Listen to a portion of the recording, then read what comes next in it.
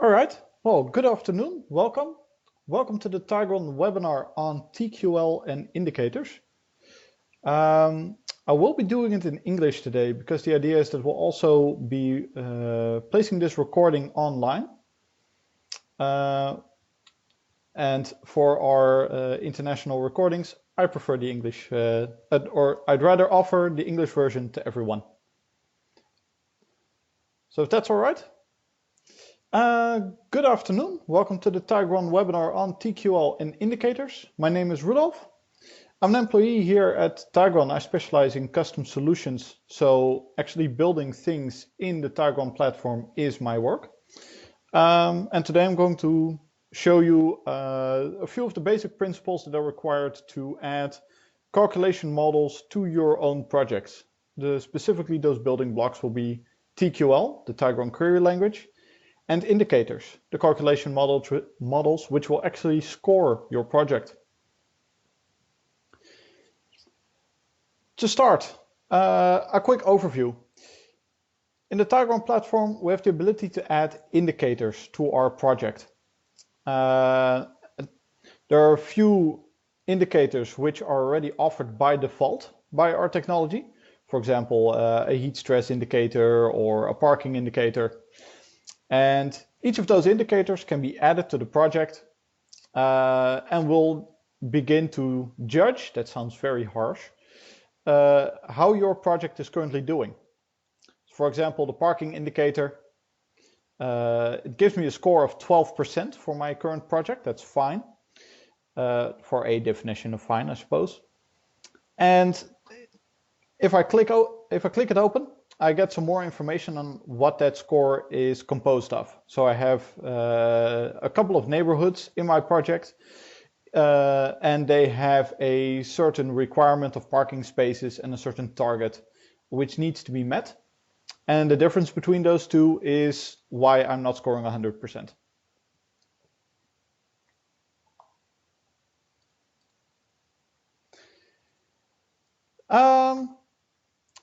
These indicators are very basic calculation models, and they take some information from the project and basically perform an analysis of them. And at the back end, each of our indicators, the ones that you can implement by default, is supported by an Excel sheet on the back. You can also see that in the editor when you have an indicator selected. You'll see that there's an Excel sheet connected to it. And for any indicator, for any Excel sheet that we have in our technology, you can download a debug version of it.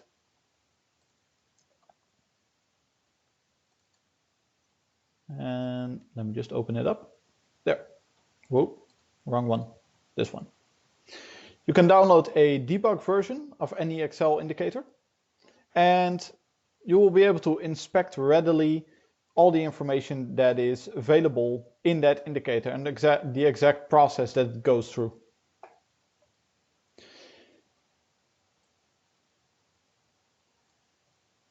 In order to perform the task that an indicator does, namely analysis of data, it performs three basic steps. Those are input, the retrieval of data from your project, which is displayed here on the left side. There is some calculation. It performs a number of calculations to determine what the current and target is for any given neighborhood. And there's a certain output where a final score is calculated, which is then parsed into I'm going to say for now a big blob of HTML, but we'll get back to that later. Each of these steps, input, calculation, and output, will take a moment to process each of them and to see how you can adapt those principles to your own project.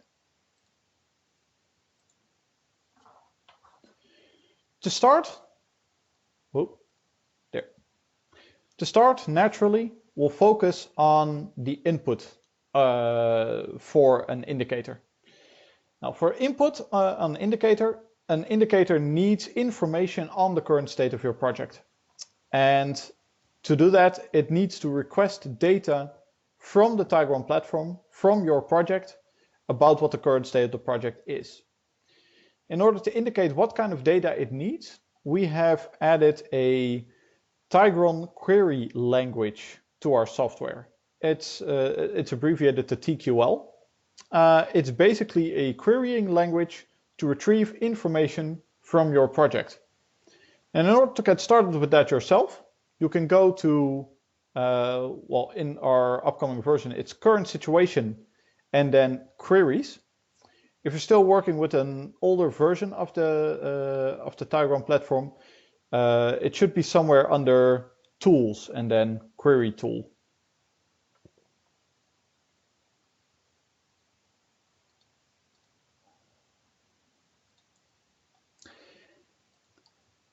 If we found that option, it will present this window for us. This is the query tool.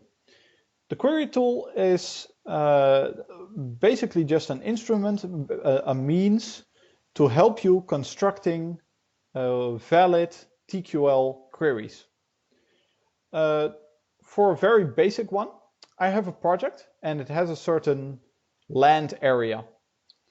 I can create a query select, which means retrieve data from the project. And what I want to select, what I want to retrieve is the land size of my project. If I select that and then execute the resulting query, I will get returned that my project currently contains 1 million square meters of area. That sounds about right. I think it's a kilometer by a kilometer. So yeah, that's 1 million square meters. Having set up this query, the query tool will also present the resulting query in a text box below here.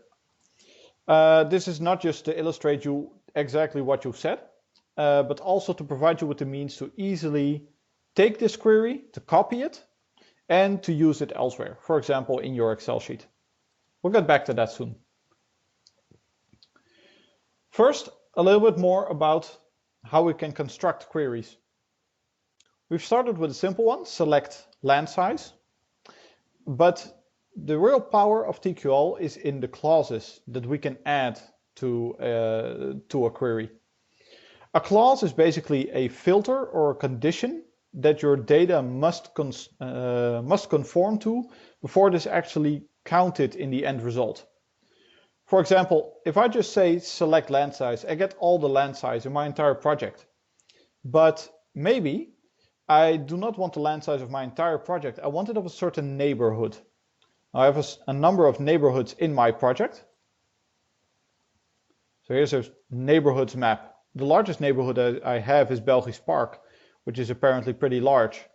I also have Oostduinen, which is mostly like a natural area, I suppose. I also have a tiny bit here, Rijslag. That's almost a rounding error.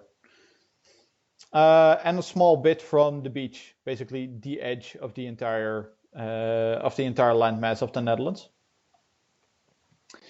So I have a couple of neighborhoods in my project. Now let's say I want to know Belgisch Park. It has a certain size. I want to know how large Belgisch Park is. In the query tool, I have my query select land size, and then I've added a clause for a neighborhood, a specific neighborhood. And the neighborhood I want to know about is Belgisch Park. Now if I execute the query, I'll get returned that it's about 568,000 square meters. So just over half of my map. That sounds okay.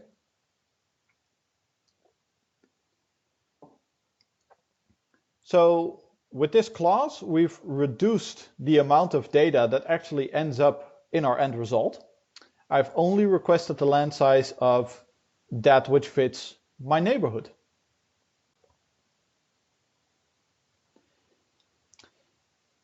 Now what's interesting is that when I've set up this query, I've selected the neighborhood Belgisch Park, but in our query we will see select land size, that's correct, where neighborhood is 1. Now instead of like the complete name of the neighborhood that I'm trying to request, the query tool will enter numbers for any type of data that we try to request. If we're asking for neighborhoods or for areas or for buildings, those do have a proper name, but in a query they will always be represented with a number, with an ID. That's basically an internal tracking number for the Tygron platform, which indicates that it's looking for a specific kind of data. And it doesn't really matter what the data is called, but it is the first or the second or the third neighborhood that it knows about.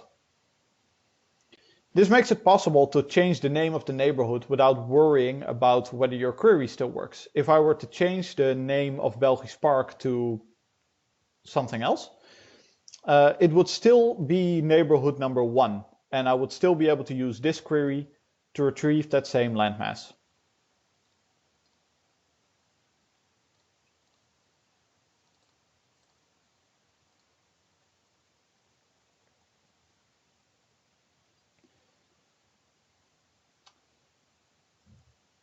Now, this is one basic query. There are a couple of others we can make. I always find it useful to explain the difference between land size. Then we also have lot size, which produces a different result, less than what the land size was. And the floor size, which will produce a result higher than the lot size, probably also higher than the land size. Yeah. I want to highlight these three queries to make sure that the difference between those three is understood. These are the three most basic queries, but they're easily confused with one another. The land size is just the amount of surface area within the neighborhood, just like everything. This beach, these roads, these houses, everything. The lot size is a tiny bit more subtle. It is basically the amount of used land in the project. For example, we have a couple of buildings here, and we have a couple of roads here, and there's a lot of terrain which is effectively empty. Now, the lot size is only the terrain that is actually in use. So that's these buildings, that's these roads, that's these trees, but it's not the empty space that's next to them.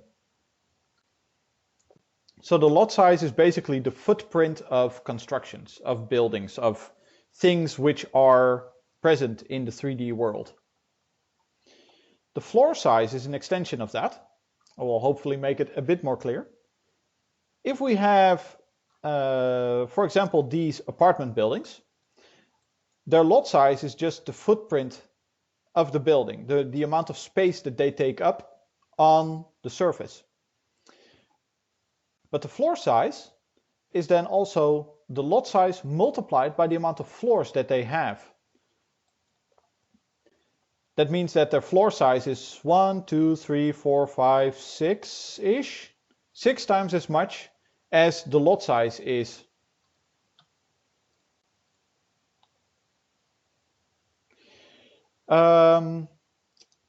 A question, are parks or deliberately placed grass fields considered as lot size as well?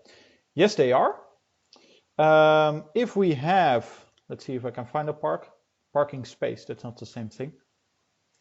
If we have a building or a park or a garden somewhere in the 3D world as a deliberately placed building, that would be great if I could actually find one there. I found some trees. If there's a part of greenery that's actually deliberately placed, like a building, so I have now a garden here, but in the same manner you could place a park or a football field or a grass field or fields of corn or whatever. That's a construction. That will be counted as the lot size. If there's a place where there's no construction, for example, in between these buildings, the space is not used or not filled in. There's no construction here. I can click on the building and it will select it. I can click in between and it won't. There's no construction here, so this space will not be counted for the lot size.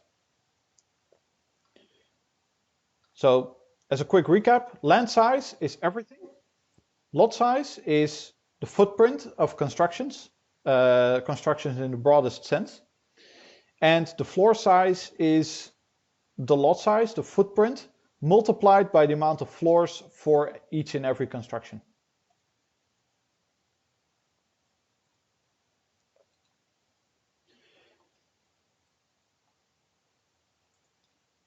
An additional query I want to highlight, or rather two additional queries I want to highlight, is if I'm looking for housing space within a certain area, we have an easy query for that called units. Units is basically the amount of housing units within a given area. If I say select units without any further clauses, I will get 3,210 and a bit of housing units in this area. That means that, for example, the cheaper apartment complexes, they have their floor size multiplied by what we estimate as the amount of square meters that a regular apartment would have. But at the same time, we have these villas for which the floor size is multiplied by how large we think a villa would be. So that provides an estimate of the amount of housing units that's present in a certain area. Already automatically based on the kind of housing that you have. So cheaper housing probably has a lower amount of square meters per house. And villas or other luxury housing or luxury apartments, they have a higher amount of square meters per house. So units, that's housing units. And the last one of note, at least for now, is the name which you can request of certain pieces of data. For the name, it's always important to add a clause because you have to say what you want the name of. And if I say, for example, I want the name of neighborhood Belgisch Park, then I'll have a query for select name where neighborhood is 1. And if I execute the query, I'll get the result Belgisch Park. That sounds slightly redundant because I've just requested for Belgisch Park and now I'm getting as result Belgisch Park. I could have already known that. But here's where we're going to get into the Excel part. In the Excel, we will be able to use these queries to request specific data from the Tygron platform. In this case, give me the name of a specific neighborhood. And this query will allow us to retrieve data of that neighborhood, the name, the amount of housing units, the amount of floor space, the amount of land space that there is at all. We'll be able to request that information from that neighborhood without knowing exactly what the neighborhood is or what it's called. But we will want to be able to do something with the results and to make it easier to interpret the results.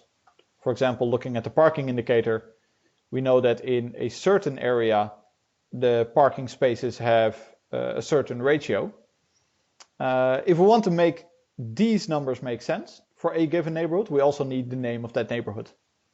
So for those cases, this query is useful as well. We'll be able to see that in a few moments. Other options for queries, which I will not all be demonstrating today, but which you will be able to experiment with, are options such as retrieving the average of a given grid, of a given overlay, or requesting the revenue state of certain stakeholders, and retrieving attribute values of specific pieces of data. For example, we have CBS data connected to our neighborhoods, at least for projects in the Netherlands.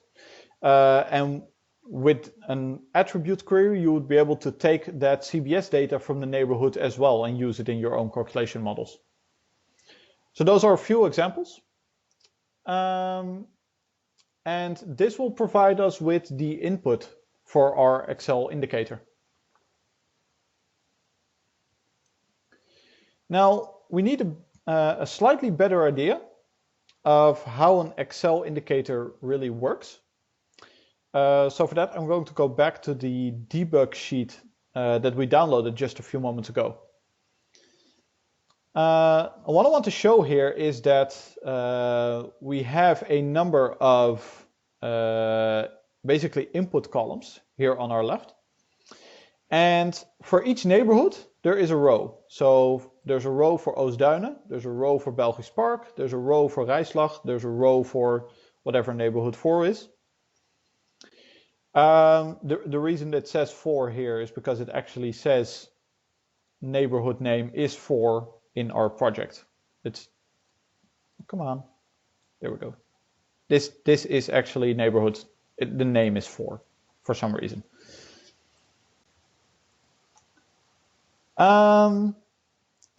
For each of these cells, a specific piece of data is requested. For example, in this cell, the data that's requested is the name of a specific neighborhood.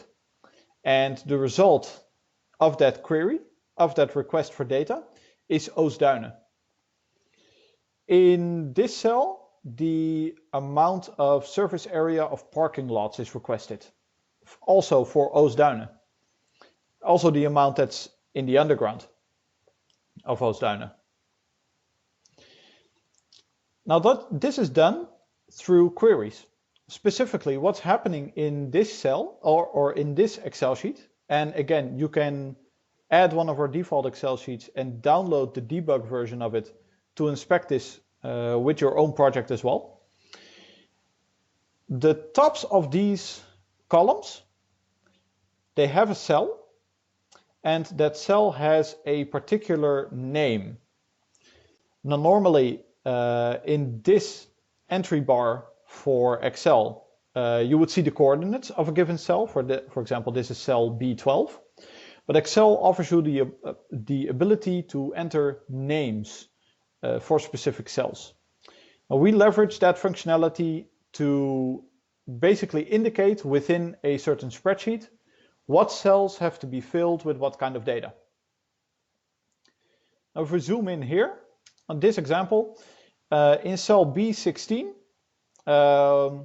we have a query, namely select name, where neighborhood is, and then an X. Now for the start of that query, or for the start of that name, which is a query, we can recognize this entirely because we've made this query a few moments ago. Select name, where neighborhood is. The X basically means every neighborhood in this case. So select name for every neighborhood. What the Excel or what our Tygron platform does is if it sees what we call an X query somewhere, so in this case select name where neighborhood is X in cell B16, it's going to start filling the cells below that with basically cells with specific instances of this query. So I have select name where neighborhood is X. That means it's going to interpret this cell as if it's named select name where neighborhood is 0, select name where neighborhood is 1, select name where neighborhood is 2, select name where neighborhood is 3, and then it stops because there are no further neighborhoods in our project. And we can test this if we have our query tool. My screen keeps jumping a little bit, that's annoying.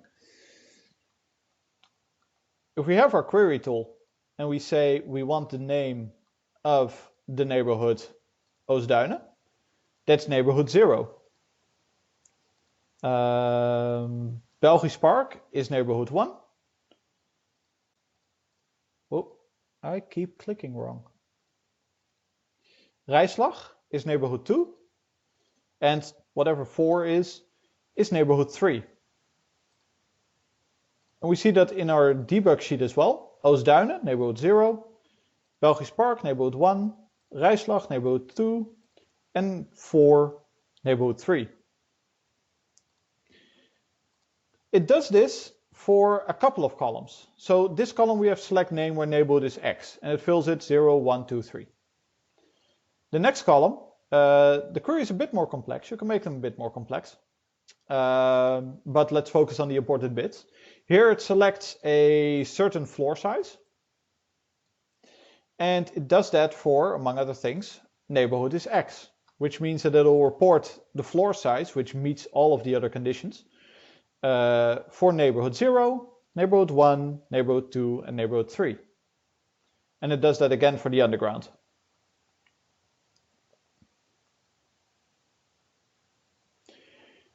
We can construct a similar setup in spreadsheets of our own, which is the core of this webinar, basically. The fact that you can create your own calculation models using these techniques. I've prepared a template indicator, which is effectively empty, which is fine, and which will also be made available at the end when this webinar is uploaded to our platform or to our video platform. This sheet will also be made available, and you'll be able to work with this one yourself as well. It's structured a little more differently, personal styling preference. I think this is a bit more clean. And even if you do not yet have this indicator template, you do not need it per se in order to recreate what you're going to see here. Maybe the HTML will take a bit more effort, but in broad strokes, the principle is the same, even if you start from scratch. I've prepared a section here, which I will be able to use for input for my calculation model. The colors are purely for recognizing myself, what kind of data or what kind of operations I'm doing in which cells. This is a personal preference on how I like to color my input cells. This is a personal preference on how I like to color my calculation cells. And this is a personal styling choice on how I like to format my output cells. The colors in the end don't mean anything if you, or at least to the Tygron platform, they don't mean anything. If you have a different way that you prefer to style your sheets, that's absolutely fine. In the end, they're not considered required to be processed by the Tygron platform. The Tygron platform will only look at what content of cells are, not how they are styled. So enough boilerplate there. What I want to do is we have our queries, or at least we can create a query, and we want this information to be used in our indicator. And starting with this basic query, select name where neighborhood is, and then a number, or what's probably better, an X. We can create this query in the query tool. Once we're satisfied with what it does exactly, we can select it and copy it. So I'm doing Control-C right now. And then in Excel, I want, for example, this row to be for a specific neighborhood, this row for a specific neighborhood, this row for a specific neighborhood, etc. But I want it to start here. And the X query needs to be placed one cell above that. So in this cell, I'm going to place this query. And I'm going to do that by not by entering it into the formula bar. This is important. Not in the formula bar, but in the name bar. So I've selected my cell, cell E9. I can click here and I can paste my query in this bar. Except instead of a 3, I will place an X here. I don't know why my screen just jumped. So in this cell, I've placed my query, or at least I've named this cell after my query. Select name where neighborhood is X. For my own clarity, I can write name in this cell. That's so that I know that this column is going to represent all the names in my project. And because this cell has the X query, the cell below it will be the first entry in which a neighborhood actually is listed. I'm going to write example right here. So in a few moments you'll be able to see what this does. And I'm going to save, because it's important to save often. So I've done, I've placed the X query here for the name. And what I want to do next is I want to create a query with which I request the land size of my neighborhood. I want to do something with the size of my neighborhood. So the land size, also again where neighborhood is something.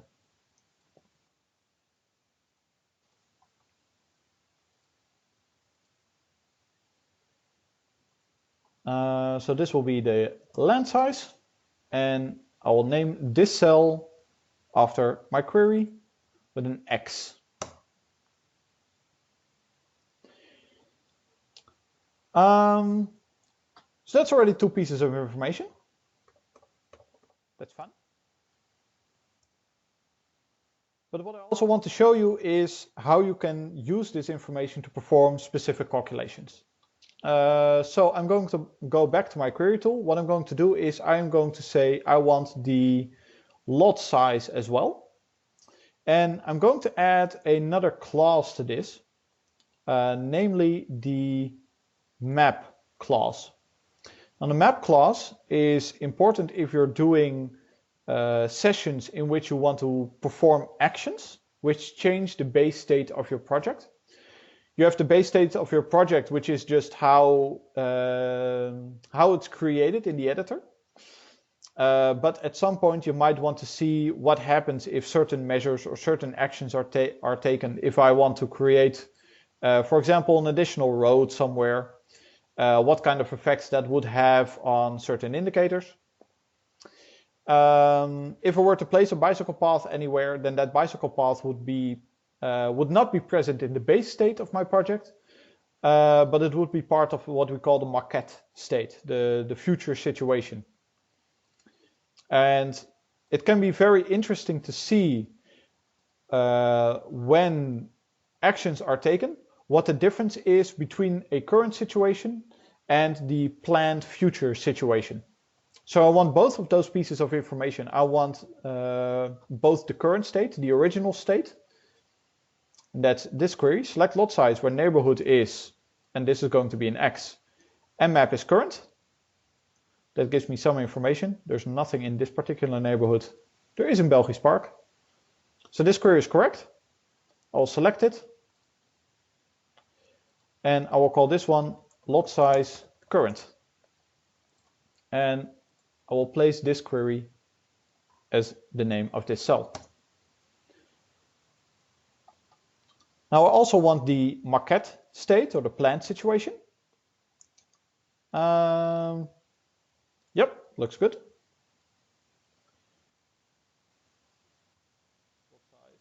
Maquette.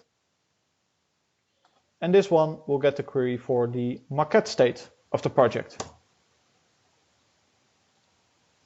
So we have 4 queries. We have the name, we have we have the name of a neighborhood, we have how large a neighborhood is, we have the amount of floor space that buildings or the amount of surface area that buildings take up in the neighborhood, at least in the initial situation, and we have the amount of the amount of surface area that buildings take up in the future situation, in the situation after actions are taken by stakeholders.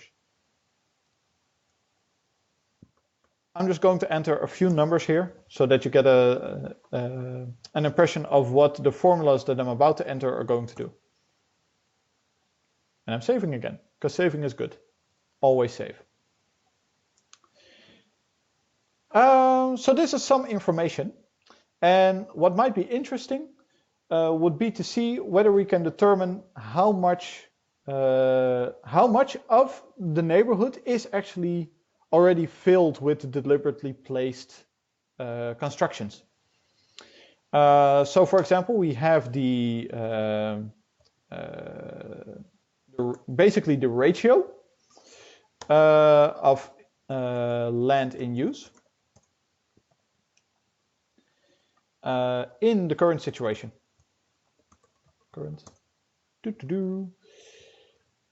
And I am going to enter the same thing for the maquette. I have to type it correctly. Maquette situation. Save again.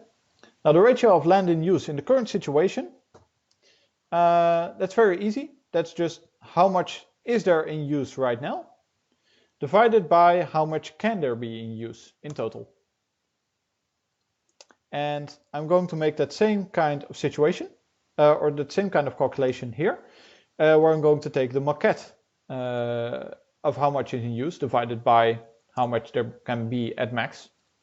So that's 0,5 and 0,3. Well, that's, given these numbers, that sounds correct. These are very, very simple calculations, but they, depending on what it is that you're exactly trying to calculate, calculations can be very simple, like a simple division of two numbers, or they can be very complex with lookups or equations which calculate more complex facets of your project. I've done things with the amount of income that you can generate from agriculture. And I'm back, hooray! I may have accidentally just tapped my wire and it lost its connection. Apologies for that.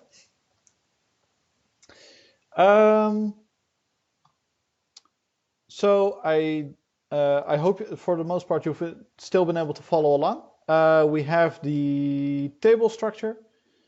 We're going to put information in that table. It's going to consist of information number of cells. So this will be a cell, this will be a cell, this will be a cell.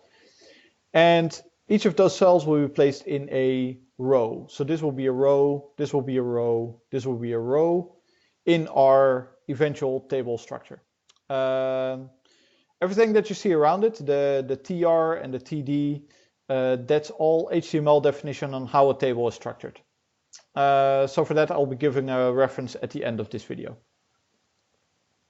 At the end of this webinar, sorry. We can now fill this table with information. Specifically, what I can do is, in the first column, I want to show the name of the neighborhood. So I'm going to say this column should display neighborhood.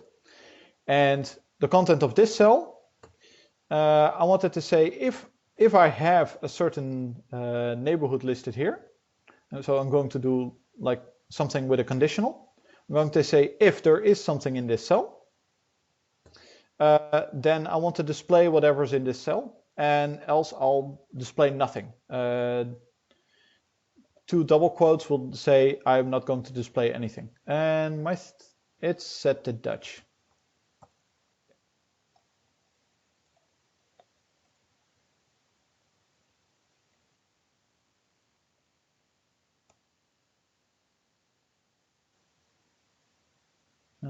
Value. Wait, if it isn't empty. There we go. So what this formula says, this is, sorry for the fact that it's Dutch. If the value in the cell isn't empty, then just do the value of the cell, and otherwise leave it empty. This means that if there is something, if there is a name known for this neighborhood in this row, then it will display the name of the neighborhood. If there isn't, then it will not display anything. The next column, I will show what the current ratio is. So basically the ratio with which the neighborhood has started. What I want to do is I want to use the same conditional as I've used for the neighborhood name, just to keep everything tidy. And rather than showing the name of the neighborhood, I want the ratio of land use in this neighborhood. So that's in cell K10. And what I also want to do is I want to round this number, because right now the division is pretty neat. The division will end up on 0,5. So that's a pretty neat number to display. But if it were 723 divided by 892, then it wouldn't be as neat. Then there would be like a lot of values after the decimal place, and that's not tidy nor helpful. So what I want to do is I want to add a round function. Again, sorry, it's Dutch. And I'm going to say I want it to one decimal place as accuracy. This works. And I want the same formula to be applied to the last column, which will be the maquette ratio, except I'm not going to look at the current ratio, I'm going to look at the maquette ratio. And this value too I can pull. So this is the current ratio, this is the maquette ratio. And save, because saving is important, always save. And I always say it a lot, save. So we have our input, and we have some calculations being performed, and here we basically already have a setup for some output. The sheet does some heavy lifting for us in that it takes all of this HTML information and it squeezes it into a single cell. So what it does here is it takes all the information that you can find on this row, places it in this cell, and does that here as well, and here as well, and here as well. And once it has done that, then each of these cells will contain all the information that's present for a particular neighborhood. Then the column right after it, what this basically does is it's going to take all that information from this row, and behind it, it's going to place all the information for the next row. And the next one does that too, and the next one does that too. And in this way, all the information is effectively chained together, as it were. So on this row, it has all the information that's on this row. Then this row adds this one, this row adds this one, this row adds this one, etc. Until at the very top, all the information is added together. And this is then placed between two table elements, again, that HTML, which is then squeezed together into an output for a singular cell. So this cell contains all the information that we have for our entire table, and with that actually our complete explanation of how our model is supposed to work. That output is then referenced in a cell which for convenience we've placed at the top left. It's called the explanation cell. Similar to cells being marked as input cells, so this cell is recognized as a place where the Tygron platform should place information about the project. The explanation cell is a cell which the Tygron platform knows to find and then has to take information from, so that it can be displayed in the Tygron platform, specifically as the description for an indicator. And you can already see that it contains all the table information, including right underneath the L here, the reference of a current ratio, and under the Q and R, the maquette. And if we were to track it further down, all of our values as well. I just realized I forgot I have entered these calculations here, but if I'm going to have more neighborhoods, I want to have more cells that can perform this calculation as well. So I'm going to draw it down. It says here division by 0, but that doesn't matter because there's no information on this line and no information will be displayed on this line. So we can ignore the error, but at least it means that if there is information here, then the calculation for that place will also run.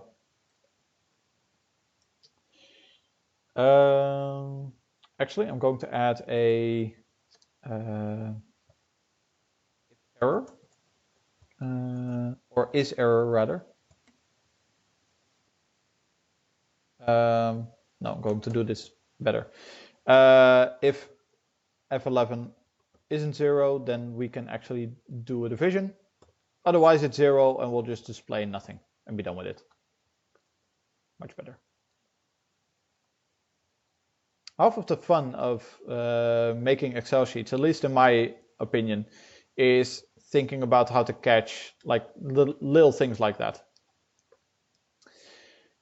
Our last output cell is the score cell. Similar to the explanation cell, it's a cell that will be found by the Tygron platform and read. So information will be taken out of the cell and used for display in the Tygron platform, specifically to show you a score. What have you earned on the topic of this indicator? what's most common is that we do an average of basically all the intermediate scores which are available for the individual neighborhoods. So I can say, just give me the average of the neighborhoods that we have here. And we will show 0,3.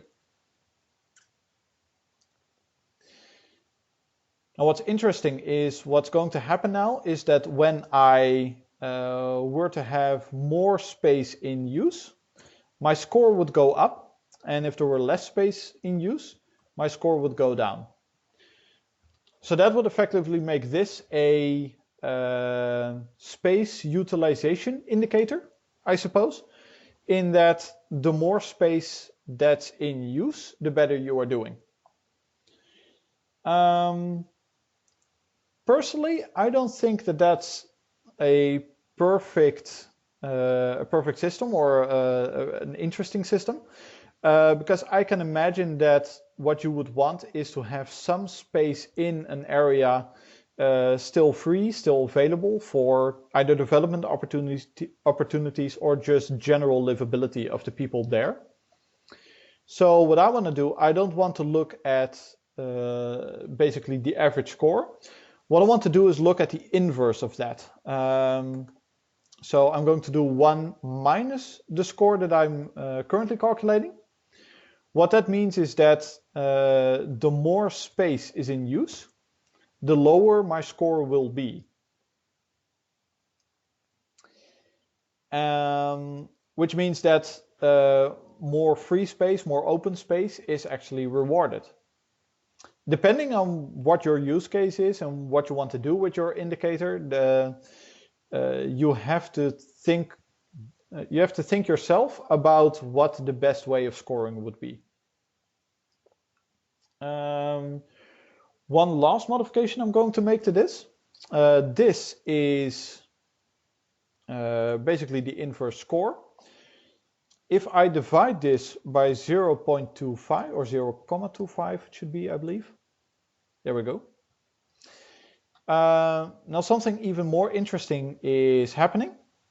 If I have a completely filled up area, then my score will be 0. If I have an area that is entirely empty, my score will be very high. I'm going to cap that at 1, because a score can at most be 1.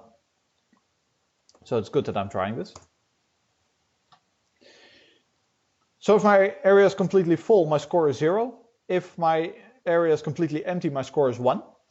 If my score is, or if my area is half full, my score is still 1. In fact, I can have my area filled up for 75%. Oh, that's a bit too high. For 75%, and my score will still be 1. But if I go higher than that, for example, 85, then my score will only be 60%. So this means that the indicator, as it currently calculates its score, is set to allow for 75% of your area being filled up before you're being penalized. Or looking at it the other way around, this indicator dictates that 25% of your land must be available or open or well, otherwise not in use.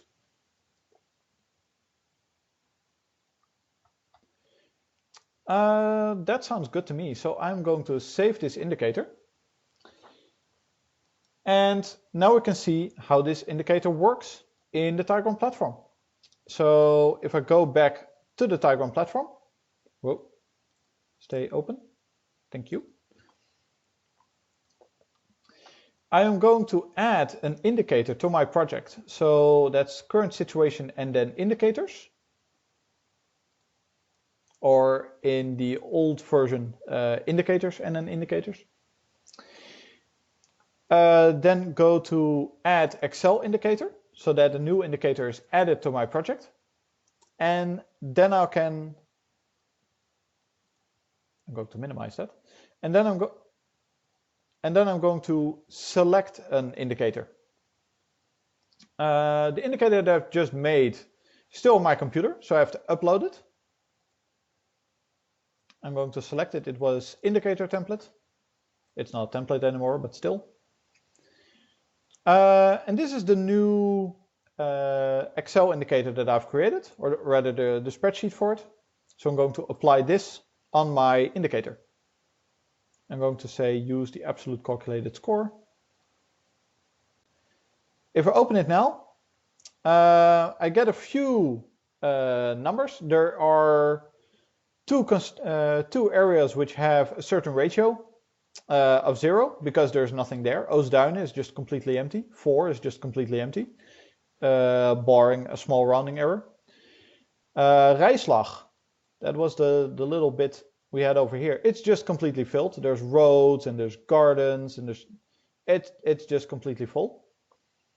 And Belgisch Park, apparently like 20% or so can still be used. So there's like these areas that still work pretty well to keep that ratio down a bit. Now, the indicator isn't perfect yet. For example, I have a few neighborhoods with a ratio of 0. I have a neighborhood with a ratio of 1. I do have a final score of 100%, which is high. I would have expected it to be somewhere around 50%-ish. So it would be worth to debug my Excel sheet and see how it has come to this particular conclusion. I can open my debug indicator template, and what I can see is it has indeed calculated individual ratios, but if you then take the average of those ratios, it'll probably come to, well, let's deconstruct it for a bit. So I'm going to remove the minus clause. There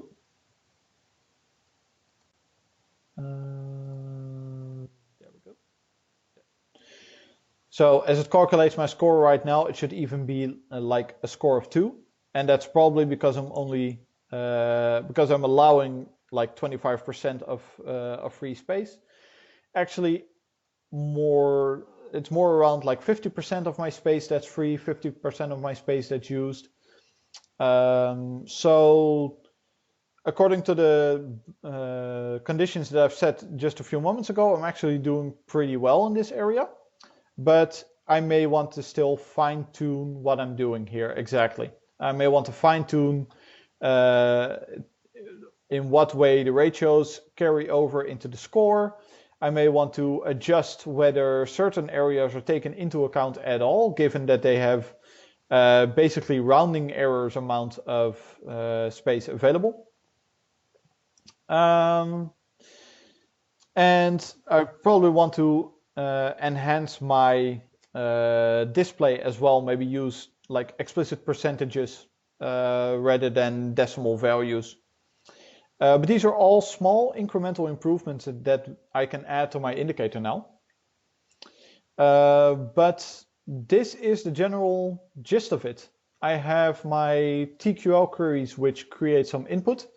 I have created a calculation, and the output, which is placed in the explanation and the score cell, is then shown in our platform. And from this we can create more complex structures, we could use more complex queries, and we can create more complex calculation models to evaluate our project more in depth.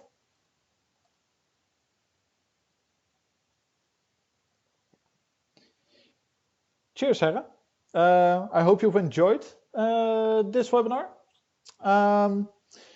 One final thing I want to give with you. There is some further reading on our wiki. Most notably, our pages on TQL, our page on Excel, and our page on HTML, each of which will give you some help in understanding how these structures work more in depth, and how to create more of them yourself. Especially HTML is a first good addition to know how to create the tables yourself. And from there, it's basically experimentation for you. So that's a general idea. I hope you've enjoyed this webinar. I hope you've enjoyed this webinar, and who knows, we hope to see you in other video webinars as well.